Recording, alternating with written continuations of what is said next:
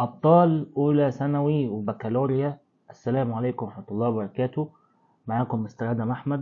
إن شاء الله النهاردة ناخد أول درس في الوحدة التانية، وهو ملامح من تاريخ مصر الفرعوني القديم. احنا ده بقى هنبتدي بداية التاريخ، هناخد بقى ملوك وهناخد بقى الحياة السياسية لمصر الفرعونية والحياة التاريخية. خلصنا بقى الدروس الفلسفية في الوحدة الأولى، تقدر ترجع لها سواء في القناة دي أو القناة اللي فاتت تسيبها لك. تمام.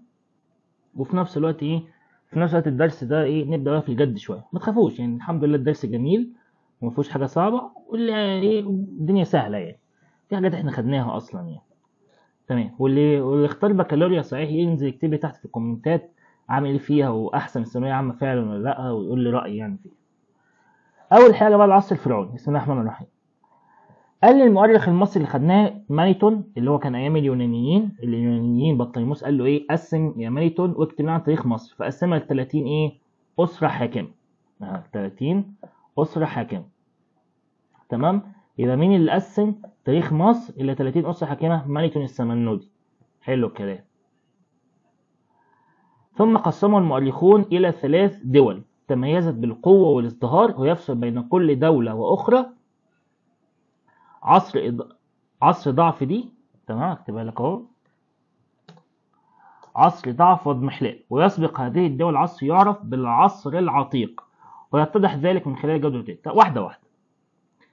احنا عندنا 3 دول قوية في مصر الفرعونية: عصر الدولة القديمة والوسطى والحديث، واقواها طبعا الحديث اللي فيها بقى تحتمس ورمسيس واحمس والناس الفطاحلة دول. تمام.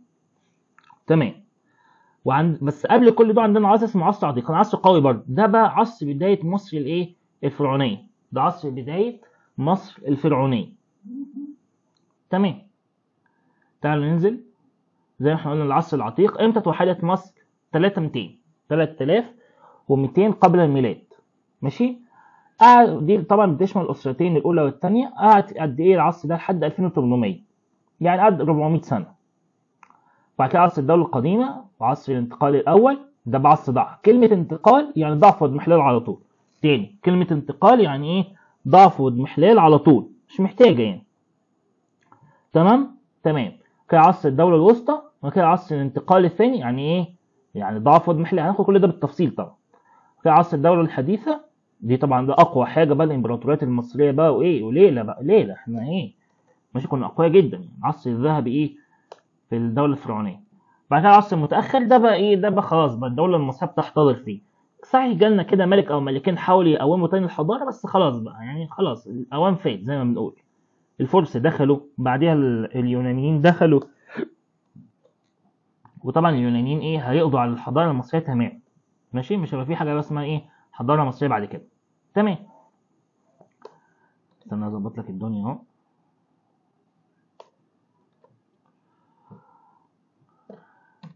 ننزل بقى ناخد بقى الجد بقى، بسم الله الرحمن الرحيم. اول حاجه العصر العتيق. يشمل العصر ده كام اسرتين بس، الاول والثاني. كان عصر قوي، كان عصر حلو يعني، هو البدايه. الاشهر طبعا الملوك مين؟ اكيد يعني مش محتاج.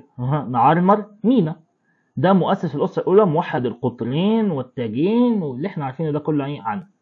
اهم اعماله طبعا توحيد القطرين البحري والقبلي، اللي هو الشمال والجنوب في مصر. الوحده التاريخيه 3200. بناء مدينه من نفر، اسمها كده من نفر. تمام، اللي هي القلعه البيضاء. من نفر دي تقع فين يا ولاد؟ تقع في الجيزه. تقع فين؟ في الجيزه. يعني واحده. من نفر يعني ايه؟ من نفر ترجمتها يعني باللغه العربيه، الترجمه الحرفيه يعني اسمها القلعه البيضاء. طب القلعه البيضاء دي، مدينه القلعه البيضاء تقع فين؟ في قريه اسمها قريه ميت رهينه في الجيزه. المهم نحن نعرف ان هي في الجيزه يعني، ماشي، اسمها ميت رهينه. تمام. وعلى فكره كان في الاول خالص كانت العواصم في مصر فوق في الجيزه، عشان كده الاهرامات في الجيزه. بعديها بقى لما نبدا بقى لما الهكسوس هياخدوا شمال مصر، مش هياخدوا مصر كلها على فكره، هياخدوا الشمال بس. تمام. فساعتها احنا كمصريين نحب نتوحد ونحب نقاوم، فننزل بقى تحت، ومن هنا بقى تبدا العواصم بقى تبقى تحت. من عصر الدوله الحديثه بالذات، اللي هي بقى اللي هي بقى الاقصر واسوان. عشان كده الاقصر فيها 3 اثار العالم والمعابد، الحاجات دي تبع مين؟ حتشبسوت، رمسيس الثاني، تحتمس الثالث. كل دول طبعا في عصر الدوله الحديثه. ماشي. يبقى في العصور الاولانيه زي عصر زي العصر بتاع مينا اللي هي العصر العتيق والعصر الدولة القديمة، كان العواصم فوق في الجيزة، تحديدا في الجيزة. تمام. بعديها بقى تبقى العواصم تحت. تمام. سياسة ملوك العصر العتيق كانوا بيعملوا ايه؟ يعني ايه سياستهم في الحكم؟ تعالوا نشوف. قال لي اتبعوا سياسة حكيمة، يا سلام، للربط بين الصعيد والدلتا. احنا لسه دولة موحدة، فلازم اعدل ما بين الاثنين. مش عايز بقى حد يقول ده انت بقى بتفضل الدلتا والشمال عن الصعيد، وبعد كده يحصل بقى انفصال وحركات تمر. لا، مش عايز الكلام ده.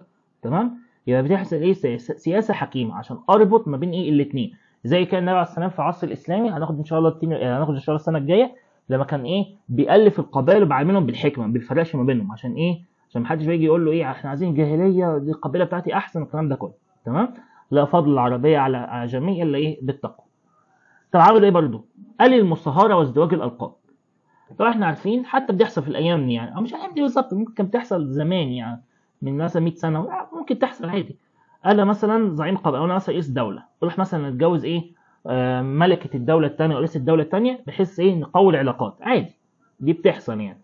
طبعا الكلام ده مش يحصل قوي في الفترة دي، بس عادي يعني. ماشي. فنفس الحكايه، في مثلا مينا متجوز مثلا ايه مع بنت ملك مثلا او بنت وزير من الوزراء، عشان يقوي الايه، يقوي ويقوي الانساب والحاجات دي كلها. تمام. بحيث محدش يقول ايه انت مين غريب عني، لا يا حبيبي انا متجوز بنتكم.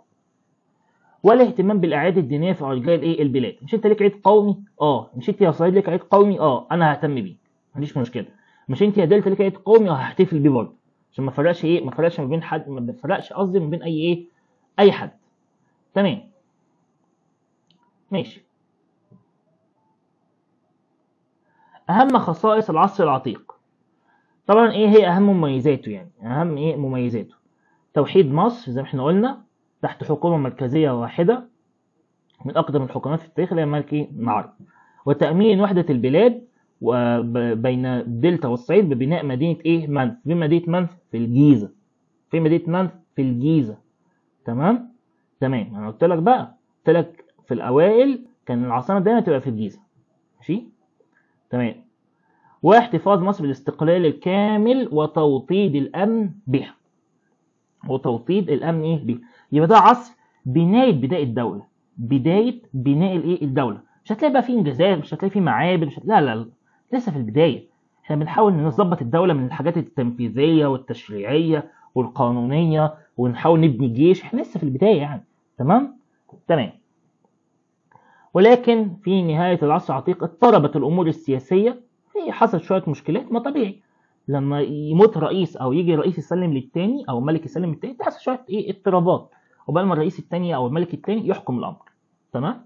ولكن في نهايه العصر العتيق اضطربت الامور السياسيه، حاجات بسيطه يعني طبيعيه، يعني مش هياش مثلا عصر المحلاه، لا، كانت حاجات عاديه روتينيه في السياسه. ليبدا التميز في عصر الايه، عصر الازدهار.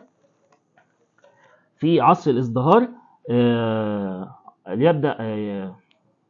يبدأ عصرا جديدا. هكتبها لك اهو، عصرا جديدا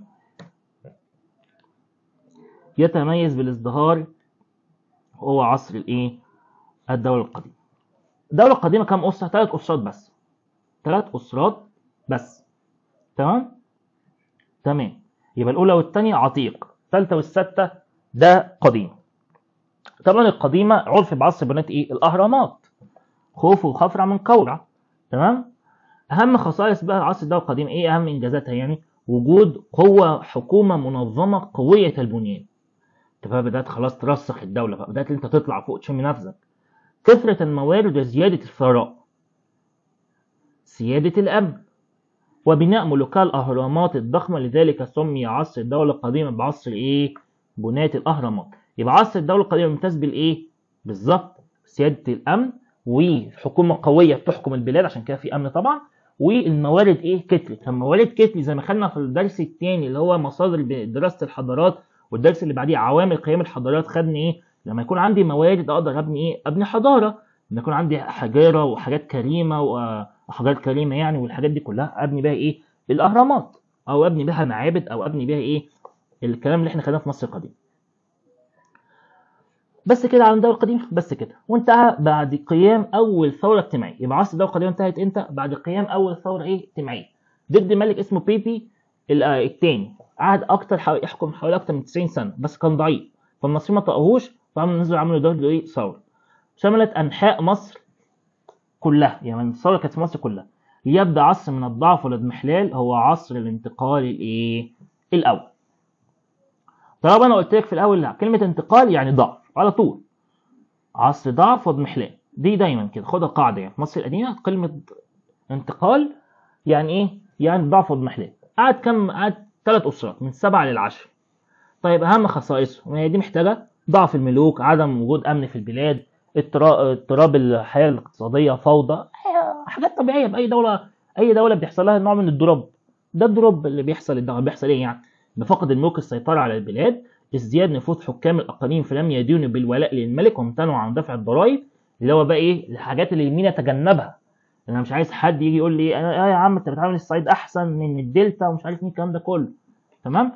جم بعصر الاضمحلال وقعوا في الغلطة دي. فبالتالي حكام الاقاليم قال لك لا، على فكره احنا ما كناش دوله موحده، انا كنت بحكم لوحدي، انا مالي ومالك يا عم. بداوا بقى ما يدفعوش الضرايب، وقال لك انا مش هنتخب الملك ده او مش هبايعه يعني. تمام. واضطراب الامن وظهور عدم الاستقرار، فسادت الفوضى في كل مكان، وهملت القوانين، وطبعا حصل حالات من السلب والنهب. وهكذا انتشرت الفتن فانهارت البلاد. انهار، بس الحمد لله ما جاش غزو اجنبي، غزو اجنبي لسه ما جالناش يعني. حتى قامت الاسره ال11 يبدا عصرا جديدا، هو عصر الدوله الوسطى. والدوله الوسطى بنسميه عصر الرخاء الاقتصادي، عشان كانوا عشان كان حكام الدوله الوسطى مع اسرتين بس كانوا دلعين الشعب زي ما بنقول. فلوس بقى ومش عارف بقى الزراعه. طبعا الزراعه كانت زمان هي اساس اساس الاقتصاد، عكس دلوقتي الصناعه مثلا او التكنولوجيا. لا، كان زمان الزراعه. تمام. يبقى عصر الرخاء الاقتصادي قعد قد ايه؟ اسرتين بس، ما عادش كتير، بس كان عصر نغنغه كده وجميل وحاجه تفرح كده وتشحي القلب، الواحد يحب يعيش فيه. من اشهر ملوك عصر الدوله الوسطى منتحوتب الثاني، وهناخد ملك تحتيه اسمه منمحات الاول، واحده واحده. منتحوتب الثاني ماله يا عم؟ ماله يا مستر؟ مين ملوك الاسره ال11؟ مين ملوك الاسره 11؟ عمل ايه بعد الفوضى اللي احنا شفناها دي؟ محتاج يعمل ايه؟ يوحد مصر من تاني، يعيد الامن فيها والاستقرار فيها. يبقى اعاده توحيد البلاد، وجعل عاصمتها فين؟ طيبه، الاقصر. جعل عاصمتها فين؟ طيبه في الاقصر، عشان يبعد ما دلوقتي العاصمه فيها مشاكل اللي هي منف، فقال لك لا انا انزل تحت ما فيهوش مشاكل، تحت الدنيا مستقره. زي مثلا كده سيدنا علي رضي الله عنه قال لك المدينه فيها مشاكل، انا اروح انقل العاصمه فين؟ في الكوفه. وهكذا تحصل يعني، حتى بتحصل الوقت اللي الحالي يعني، عادي يعني. واخضاع حكام الاقاليم المتمردين الوحشين، اخضعهم، لهم لا يا حبايبي مفيش الكلام ده، انا عايز ابني دوله منظمه. يعني ايه تقول لي انا ماليش دعوه بيك، انا كنت حاكم لوحدي؟ لا، واحنا دوله واحده خلاص، مفيش الكلام ده، الكلام ده كان زمان. تمام. يبقى اخضع حكام الاقاليم واضعف نفوذ كبار الموظفين. طبعا اعاد توحيد البلاد، وجعل عاصمتها فين؟ اهم حاجه طيبه. يبقى منتحوتب الثاني عمل عاصمتها فين؟ في طيبه. الاسره ال12 منمحات الاول ده ده مؤسس الاسره ال12، ده برضه كان راجل كويس. عمل الراجل الكويس ده؟ قال لي نقل العاصمه من طيبه الى اثيت تاوي. نقل العاصمه من طيبه الى اثيت تاوي. اثيت تاوي دي فين؟ في الجيزه. يعني رجع تاني العاصمه فين؟ للشمال. تمام. يبقى في الفتره تقدر تقول الفتره الاولانيه اللي عملوا منتحوتب الثاني كانت فتره مؤقته، انا عايز بس انقل العاصمه مؤقته. بعد كده بقى خلفائي يرجعوا العاصمه الاصليه اللي هي في الجيزه. تمام. عشان بس الجيزه كانت مضطربه زي ما احنا خدنا في العصر الانتقالي الاول، فبعد عنها بس فتره مؤقته رجع لها دي. يبقى نقل العاصمه من طيبه الى اثيت تاوي ليكون قريبا من الدلتا، وتكون عاصمته على مقربه من منطقه خصبه. تمام. اكتب لك منطقه عشان مش مكتوبه. من منطقه خصبه استغلال في مشاريع التوسع الزراعي. تمام. يبقى هو ليه نقل بما تفسر؟ مفيش بقى طبعا بيت فاس، بس انا بوضحها لك يعني. ليه نقل من منمحات الاول العاصمه لاثيت تاوي؟ قال لي عشان التوسع الزراعي والمنطقه الخصبه. وطبعا الجيزه على فكره، الجيزه مليانه يعني اراضي زراعيه وارضها كويسه جدا يعني الزراعه يعني، عشان فيها نيل طبعا. طيب اثيت تاوي دي زي احنا قلنا فين؟ تقع بالقرب من بلدة الليشت الحالية بالعياط. محافظة طبعا احنا نسمع العياط دي كتير يعني في الجيزة يعني. تمام. وتعاقب من بعد ابن محات الأول عدة ملوك عظام زي سنوسرت الثالث اللي هو قناة سيزوس تريس اللي حفر ما بين ربط النهر النيل بالبحر الايه الأحمر. ثم ابن محات الثالث. طب عملوا ايه الاثنين دول؟ قال لي تميز عصرهما بالرخاء والطمأنينة. الرخاء والطمأنينة ده زي ما نقول كده ايه؟ جلب الثمار أو قطف الثمار. أهم أعمالهما تشييد الكثير من المباني في مختلف البلاد والاهتمام بالري والايه والزراعة. بنوا سدود زي سد اللاهون كده في الفيوم، وبنوا قنوات زي قناة سيزوس تريس عشان يقووا التجارة، وعملوا علاقات مع السودان. السودان كانتش تبعنا، فعملوا علاقات معاها عشان يتاجر معاها، والسودان طبعا ايه فيها شعب كبير بلد كبيرة فمحتاجين نتاجر احنا كمان. تمام. وسمي عصر الدولة الوسطى، استنى نعملها لك بليه نغير اللون. وسمي عصر الدولة الوسطى بعصر الايه؟ الرخاء الاقتصادي. بعصر ايه تاني؟ الرخاء الاقتصادي. زي ما قلت لك احنا نغنغنا لكثرة اهتمام ملوكها بالمشروعات الاقتصادية، وقد انتهى عصر الدولة الوسطى بسقوط الأسرة الايه ال 12. طب ايه اللي هيجي بعد عصر الرخاء؟ انت عارفين بس سياسة الدول يوم فوق يوم تحت. احنا دلوقتي يوم فوق، يبقى اليوم اللي بعديه ايه؟ يوم تحت. يبدأ عصر اسمه ايه؟ عصر الانتقال الثاني. طالما كلمة انتقال يعني ايه؟ ضعف واضمحلال. خلاص بقى احنا حفظناها اهو. عصر الانتقال الثاني ده هيطول معايا حبتين. ده بقى هيبقى فيه الهكسوس. ده بقى هيبقى فيه مين؟ الهكسوس. الهكسوس هيجي بقى ايه؟ يحكم مصر. يبقى عصر الانتقال الثاني من الأسرة 13 لل 17. قعد 4 أسرات. قال لي ضعف البلاد أهم خصائصه يعني ضعف البلاد وتمزقها والتنازع بين الملوك والأمراء زي اللي حصل في عصر الانتقال الأول، وازديادة الصراع والتنافس على السلطة ما بين حكام الأقاليم. وقد أدى ذلك إلى إيه؟ اضطراب أحوال البلاد والطمع على الأعداء بها إلى حين دخل الهكسوس عام 1730 قبل الميلاد. طيب عرفنا احنا عارفين بقى الهكسوس. طب مين هم الهكسوس؟ مين هم ايه الهكسوس؟ ناس من وسط آسيا، رعاة بيرعوا غنم يعني من وسط آسيا. يعني ايه وسط آسيا؟ إيران، طاجيكستان، أي حاجة فيها ستان بقى، طاجيكستان، تركمانستان، الحاجات دي بقى كلها. ماشي؟ هما في مصر قال لك احنا نقعد نتاجر فيها. مع الوقت ايه؟ كبروا في السلطة والكلام ده كله لحد ما ايه؟ حكموا هم. كيف انتهى خطرهم على مصر؟ يعني هما ما جوش مثلا بجيش وحاربوا مصر، لا مفيش الكلام ده. هما كانوا عادي عشان يتاجروا ومعاهم فلوس، فالحكام المصريين عجبوهم، قال لهم تعالوا بقى اطلعوا معانا في السلطة انتوا معاكم فلوس. مع الوقت استولوا هم على السلطة. هي دي باختصار. يبقى هم قبائل رعوية جاءت من آسيا واحتلت مصر واتخذت من مدينة أواريس عاصمة ايه؟ لها. تمام. فين أواريس دي؟ في الشرقية. فين أواريس؟ في الشرقية. ودي الموضوع سهل اهو. تمام. تحرير مصر من الهكسوس بقى. تحرير مصر من الايه؟ هكسوس. طبعا مين اللي حرر مصر؟ أحمس. قاد أمراء طيبة حركة الكفاح بقيادة مين؟ أحمس، حتى هزموا مين؟ الهكسوس. وهكذا انتهى خطر الهكسوس بانتصار أحمس عليهم، ليبدأ بقى عصر ايه؟ عصر المجد الحربي. عصر جديد، عصر الدولة الايه؟ عصر التوسعات بقى والنغنغة القوة العسكرية. قعد أسرتين برضو، بس الأسرتين دول هيطولوا يعني، قعدوا كتير قوي الأسرتين دول يعني، عشان ما حدش يفتكر الأسرتين دول. لا احنا شفنا العصر العتيق أسرتين برضو قعدوا 400 سنة. قعدوا 400 ايه سنة، ده قعد أكتر كمان. تمام. بدأت مصر في هذا العصر بتكوين جيش قوي. ليه؟ عشان يحمي البلاد من الأخطار الداخلية والخارجية، ويوسع بقى الايه؟ الإمبراطورية، يوسع مصر، يحافظ على أمنها ويواجه الأخطار الداخلية والخارجية، ويحقق طموحاتها في تكوين إمبراطورية ايه؟ واسعة. عشان كده سمى بعصر المجد الايه؟ الحربي. من أشهر بقى الملوك هنطول فيه شوية ده. طبعا أحمس عمل ايه؟ طبعا قبل أحمس كمان، من قبل أحمس كمان كان كاموس أخوه، ومن قبلهم ايه؟ سقنمرع أبوه. تمام. كل دول حاربوا مين؟ الهكسوس. تمام. أحمس بقى أهم أعماله اتجه إلى الجنوب بعد انتصاره على الهكسوس لمواجهة ايه؟ بعض الاضطرابات والقلاقل، ثم قام بإصلاحات داخلية. هو أحمس في الأول على فكرة خرج لمنطقة اسمها شاروحين في فلسطين عشان يقضي خالص على الهكسوس. الهكسوس استخبوا في فلسطين بعد ما انسحبوا مصر. قال لك لا تضحكوا عليا، هخليكم في فلسطين عشان بعدين سنتين ثلاثه تقوي نفسكم وتجوا تاني، لا انا اطلع عليكم على فلسطين.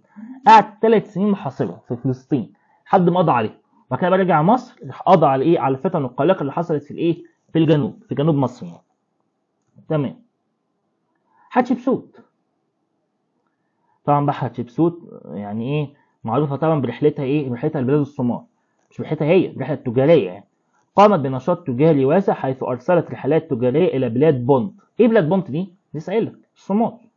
اسمها زمان بلاد بونت. تمام. ماشي. علمنا قواعدين بعد دلعك اهو يا عم. ماشي. تحتمس الثالث بقى. تحتمس الثالث ده اعظم واحد فيهم. اعظم ملك في عصر الدوله الايه؟ الحديثه، واقوى ملك في مصر الفرعونيه كلها. اقوى ملك هو ومين يعني؟ عملوا ايه بقى؟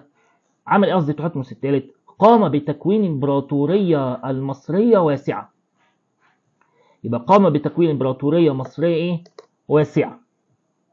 وصلت فين؟ وصلت بلاد الشام. خدنا جنوب الشام. على فلسطين دي كانت تبعنا في يوم من الايام على فكره. فلسطين كانت تبعنا في يوم ايه؟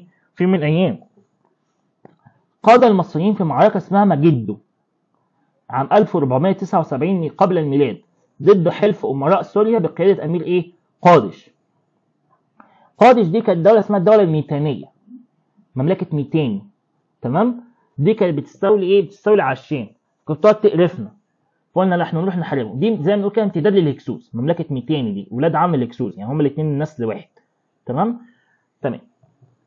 فاهم المعركه اسمها معركه ايه؟ مجدو. خلاص. انتصر فيها وخدنا بيها ايه؟ وخدنا بيها جنوب الشام. اخناتون. طبعا اخناتون معروف بقى بايه؟ دعوته الدينيه لعباده الايه؟ عباده إيه؟ الاله اللي هو بتاعه ده، اللي هو اتون، اللي هو الشمس. قاد اول ثوره دينيه ودعا لعباده معبود واحد هو مين؟ اتون. قال لك يعني ايه؟ بدل الاله مصر كان فيها حوالي اكتر من 2000 اله. قال لك لا يا عم كفايه كتير قوي 2000 اللي خلقها اله واحد. توحيد يعني. ولكن ادت هذه الثوره الى دخول البلاد في حاله من الايه؟ الفوضى. تمام. ما دلوقتي اكتر من 2000 اله، كل كاهن يعني كل كاهن ليه ايه؟ كل اله ليه كاهن. فشوف بقى والكهنه كان لهم ايه؟ دول كبير. فانت هتيجي تروح للكهنه دول بمنتهى السهوله وتقول لهم سيبوا كل دول وتعالوا لي؟ ما الكهنه دول هيخسروا ايه؟ وظيفتهم. ده غير ان الناس اللي معتقده بقى مش عارف بالاله امون، بالاله را، مش عارف مين، يقول لك انت عايزني اغير ديني ولا ايه يا عم؟ انت بتقول ايه؟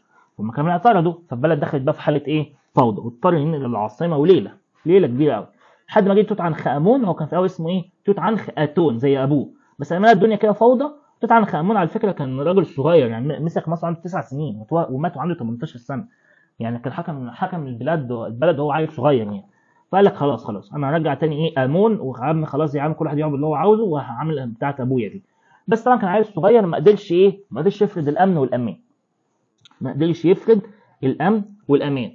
ان برضه بتوع اتون بقى قعدوا يتخانقوا، انت قضيت علينا، وبتوع امون قالوا ايه لسه بقى ايه؟ لسه الفتنه شغاله. لحد ما جه بقى الراجل ده. اسم الراجل ده حور محب. حور محب ده بقى كان راجل تشريعات. قال لك لا ما ينفعش الكلام ده، انا همشي البلد بقوانين، واللي مش عاجبه هحاسبه. اصدر القوانين والتشريعات لتحقيق الاستقرار الداخلي والقضاء على الفوضى التي حدثت بعد ثورة مين؟ اخناتون، فأعاد للبلاد أمنها واستقرارها. تمام؟ يجي أشهر واحد فيهم وده رمسيس الثاني. رمسيس الثاني عمل إيه؟ قاد معركة قادش ضد الحيثيين في آسيا، وانتهت بعقد أول معاهدة سلام في التاريخ بين الطرفين. يبقى الحيثيين دول كانوا جماعة صاعدة واعدة، دولة ناشئة. قرفتنا. مش انا قلت لك احنا كنا واخدين جنوب الشام فلسطين، وجم الحيثيين دول قال لك لا احنا عايزين ناخد الشام كلها، فرمسيس الثاني راح محاربهم. بعدها لما لقوا نفسهم بينهزموا قال لك خلاص تعالى مش هتعمل معانا ايه؟ اول معاهده سلام يا عم، تعالى خلاص كل واحد يروح لحاله. فرمسيس قال لهم ماشي. تمام. اهم خصائص بقى عصر الدوله الحديثه ايه هي مميزاتها؟ يعني ايه هي مميزات عصر الدوله الايه الحديثه؟ قال لي طبعا ايه؟ بناء امبراطوريه مصريه واسعه، خاض ملوكها العظام حروبا دفاعيه زي تحتمس ورمسيس. تحتمس في معركه ايه؟ مجدو، ورمسيس في معركه ايه؟ قادش. تمام. حلو الكلام. يبقى ايه؟ يبقى عشان كده تسمى عصر المجد الحربي، هو تسمى ليه عصر المجد الحربي يعني. ماشي. استنى اعلمك على قادش كمان عشان ايه، عشان الحاجات دي مهمة. والقيام بنشاط تجاري زي حتشبسوت لبلاد بونت بأفريقيا، وقيام أول ثورة دينية للتوحيد زي ثورة مين؟ إخناتون. تمام؟ حلو الكلام. وقد انتهى عصر الدولة، ثانية واحدة، وقد انتهى عصر الدولة الحديثة بسقوط الأسرة العشرين، ليبدأ عصر آخر هو عصر الإيه؟ المتأخر. ده بقى كنا خلاص الحضارة المصرية بتحتضر فيه. ده قعد 9 أسرات، ده طول معانا يعني. الحضارة المصرية خلاص بقى سلمت نمر زي ما بنقول، سلمت نمر. ماشي؟ خلاص بقى أنت تنتهي بقى واحدة واحدة يعني، تنتهي بالبطيء، بتموت على البطيء زي ما بنقول. ماشي. عصر الضعف بقى والإضمحلال اللي هو العصر الانتقال إيه أو العصر المتأخر. أهم خصائصه: عاشت مصر فترة من الضعف والتفكك، وخسرت مصر كل ممتلكاتها بالخارج. مش انا قلت لك كنا واخدين جنوب، كنا واخدين فلسطين، خسرناها، مبقاش عندنا فلسطين خلاص، اخرك على مصر ايه بس. وسيطر الاحتلال الاجنبي زي الفرس والعراقيين كمان جم احتلونا. سيطر الاحتلال الاجنبي على مصر الذي بدا بالاحتلال الفارسي وانتهى بقى بايه؟ باحتلال اليونان، وبذلك انتهى تماما مصر الفرعونيه. خلاص الحضاره المصريه انتهت. برغم حالة الضعف التي مرت بها البلاد في العصر المتأخر، زي ما قلت لك كان في فترة كده في النص بريق أمل، بس كان خلاص وقت متأخر يعني. فترة قصيرة سميت بعصر النهضة. عصر تاني؟ النهضة. هي فترة حكم الأسرة 26. فترة حكم تاني؟ الأسرة 26. وأشهر حكامها الملك أبسمتك الأول وابنه نخاو الثاني. يبقى أبسمتك الأول ونخاو الثاني. نخاو الثاني ده اللي قام رحلة بحرية حوالين أفريقيا، وهيكتشف بقى وهيكتشف اللي هو زي ما بنقول كده ربط أفريقيا، لف أفريقيا كلها يعني. هو طيار سجاد الصالح يعني. تمام؟ النخاو الثاني هو اللي اكتشفه، بس للأسف يعني محدش عارف يعني. وهكذا انتهى عصر المتأخر، وانتهى مع العصر الفرعوني بدخول الإسكندر مصر. دخل الإسكندر مصر امتى؟ 332 قبل الميلاد. طيب خصائص بقى الحضاره الفرعونيه باختصار بقى، عايزين نلم كل ده. ايه هي مميزات الحضاره الفرعونيه؟ الفرعونيه؟ تمثلت في القدم، يعني اقدم حضاره في العالم. تمام؟ قعدت 7000 سنه. الاصاله، لانها اعتمدت على عقول وجهود ابنائها. لا، المصريين هم عملوا كل ده، مش زي ما بيقولوا الناس احنا مش عارف الفضائيين هم اللي عملوا، مش عارف مين اللي عمل. لا، المصريين. والتواصل الحضاري، لأنها لم تكن منعزلة، لا زي ما بقول لك حتشبسوت عملت ونخاوي الثاني عمل، بل نشرت في العالم نور المعرفة والعلم، وتأثرت بها حضارات الشرق والغرب بمستويات مختلفة. التدين، لأنها من أقدم حضارات العالم اهتماما بالدين. والتقدم، لأنها تقدمت في جميع المجالات وتركت للبشرية نماذج في العلوم والآداب. آخر حاجة بقى الاستمرارية، لأنها استمرت آلاف السنين. بقول لك قعدت 7000 سنة. وبكده الحمد لله نكون خلصنا الدرس. تمام؟ نبدأ ما نحل عليه عشان نشوف بقى دماغه في ايه. السمة العامة المشتركة، بسم الله الرحمن الرحيم. طبعا أول حاجة اختر السمة العامة المشتركة بين العصر العتيق وعصر الدولة القديمة. عصر العتيق اللي هو عصر مينا اللي هو نصيتين بس، وعصر الدولة القديمة اللي هو عصر بناة الأهرامات. ايه بقى الحاجة المشتركة ما بينهم؟ تعالوا نشوف. تعدد مقرات الحكم المركزية؟ لا، ده كان ليه عاصمة واحدة. عاصمة واحدة اللي هي في الجيزة. تمام؟ كثرة عدد الأسرات الحاكمة، ده هم أسرتين هنا وثلاث أسرات هنا. فين دي؟ لا. بناء الأهرامات الضخمة بس ده في عصر الدولة القديمة بس. عصر العتيق ما بنوش أهرامات. ولا التمتع بالاستقرار والأمن الداخلي؟ الاثنين فعلا كانوا مستقرين. الاثنين فعلا كانوا مستقرين. يبقى الإجابة رقم د، التمتع بالاستقرار والأمن الداخلي.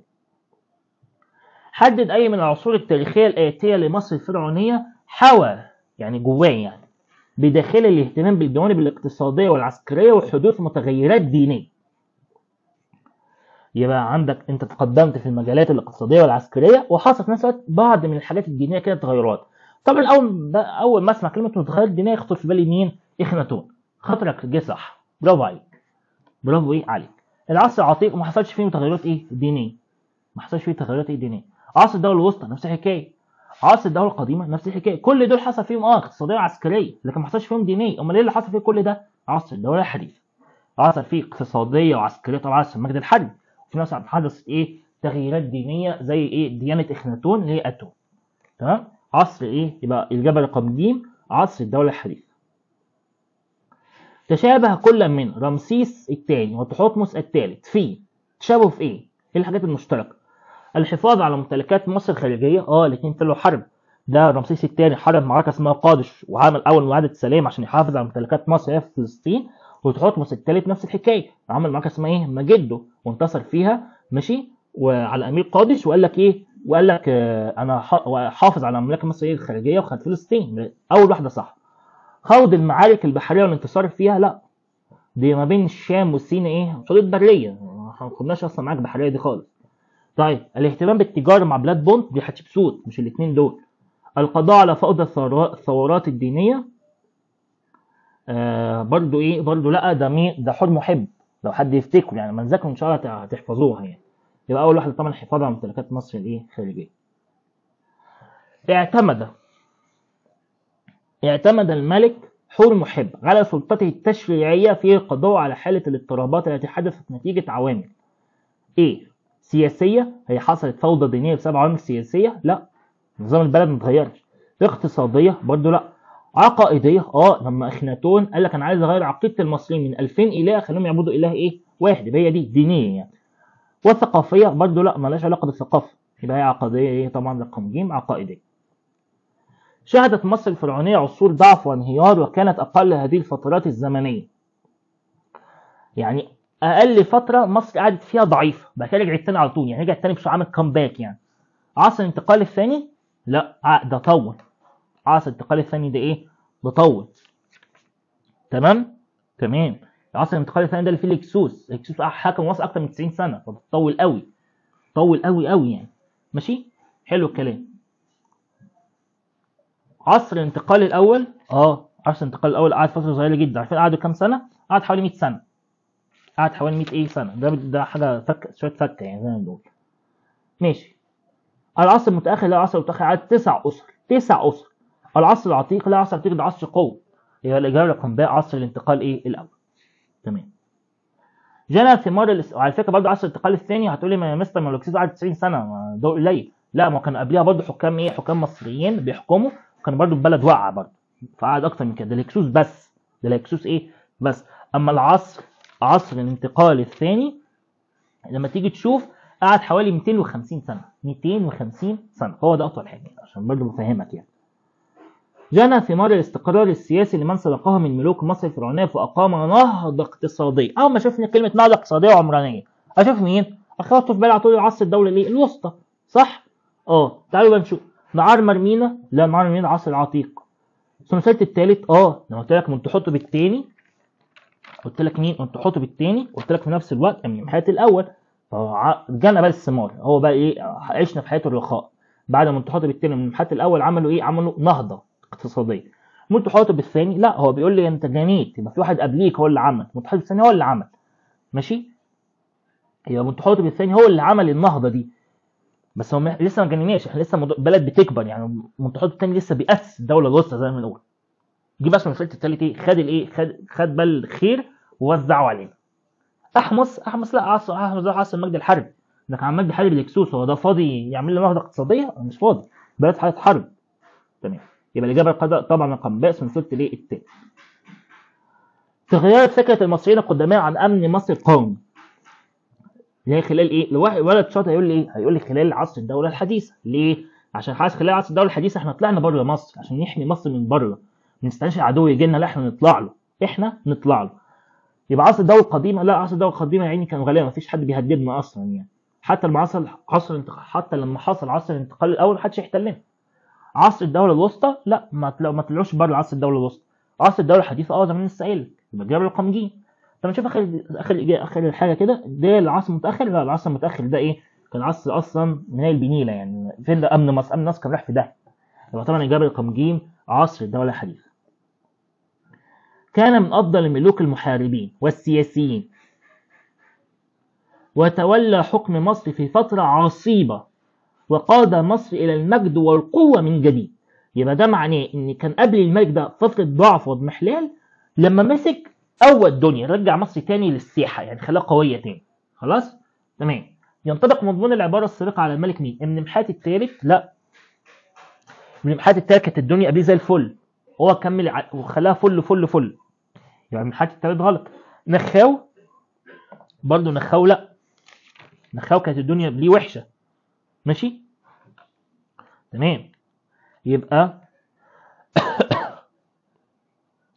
نخاو كان قبليه الدنيا. نخاو الثاني جه بعد ابسمتك الاول. نخاو الثاني جه بعد مين؟ ابسمتك الاول. يبقى نخاو الثاني كانت قبليه الدنيا كويسه، فهو كمل عليها كويس، خلاها كويسه اكتر. ابن حتب الرابع نفس الحكايه، ده في عصر الدوله الايه؟ لا ده مش ده في عصر الدوله الحديثه اللي هو اخناتون، خلي بالك بيخدعني بالاسامي. تمام. ده كانت قبليه الدنيا كويسه، هو اللي خربها.